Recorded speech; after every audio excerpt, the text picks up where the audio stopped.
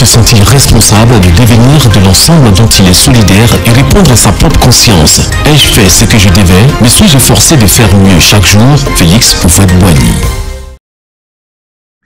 Depuis la semaine dernière, nous avons commencé à parler des moyens collectifs permettant de gérer la peur, des moyens que les pouvoirs publics et ou les citoyens doivent mettre en œuvre à cet égard.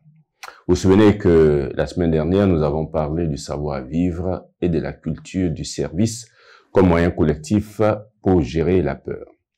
Dans l'émission de ce jour, nous souhaitons attirer l'attention sur les points suivants. Le premier est que la sécurité ne s'improvise pas. La question de la sécurité, ou du moins du climat d'insécurité qui règne à notre époque, a été éloquemment évoquée le 19 octobre 1970 par le secrétaire général des Nations Unies d'alors, M. Houtan, en ces termes, et nous citons. « Jamais la vie humaine n'a connu un plus grand sentiment d'insécurité qu'aujourd'hui, presque un sentiment de catastrophe imminente. Lorsque nous jetons un coup d'œil sur l'univers, nous découvrons des faits qui sont de nature à nous inquiéter grandement. Au port des appartements, les verrous doubles se remplacent par des verrous triples et par des systèmes d'alarme électronique pour se protéger des intrus. » Fin de citation. Ces propos prononcés il y a plus d'un demi-siècle revêtent de nos jours une grande acuité tant le climat d'insécurité s'est accru.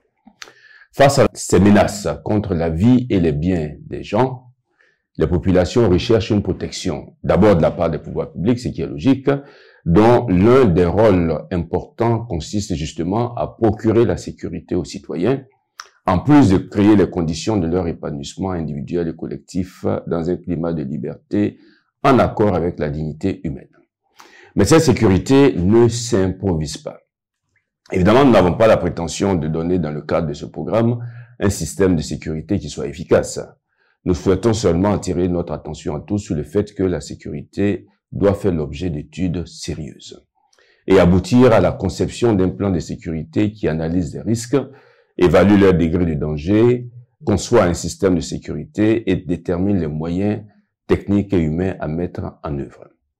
Une protection efficace des citoyens ne peut être que le fruit d'un plan de sécurité mûrement réfléchi et adapté régulièrement selon l'évolution de la criminalité. Et dans ce domaine d'ailleurs, nous savons tous que l'anticipation est d'une importance capitale. Donc tel est le premier point sur lequel nous voulons attirer l'attention de tous. Le second point, quant à lui, concerne la lutte contre l'impunité. Nous avons mentionné dans les émissions précédentes les effets pervers de l'impunité sur le sentiment de quiétude des citoyens. Un pays dans lequel l'impunité prospère procurera difficilement à ses citoyens la paix et la sérénité dont ils ont besoin pour construire la cité. À la lutte contre l'impunité, il convient d'ajouter le traitement judiciaire inégal des citoyens.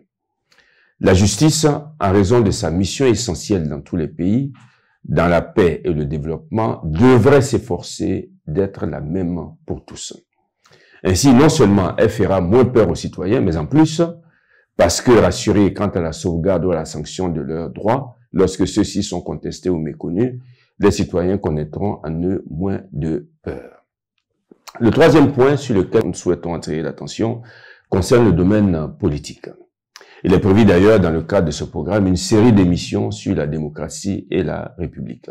Pour l'heure, nous voulons juste appeler l'attention sur le fait que la vie politique doit se dérouler dans le respect des règles légales, de la liberté et de la dignité des personnes, sans violence ni verbale ni physique, dans la justice et la vérité, afin qu'elle ne soit pas source d'inquiétude et de peur pour les citoyens, que l'on prétend justement vouloir servir et dont l'on prétend faire le bonheur.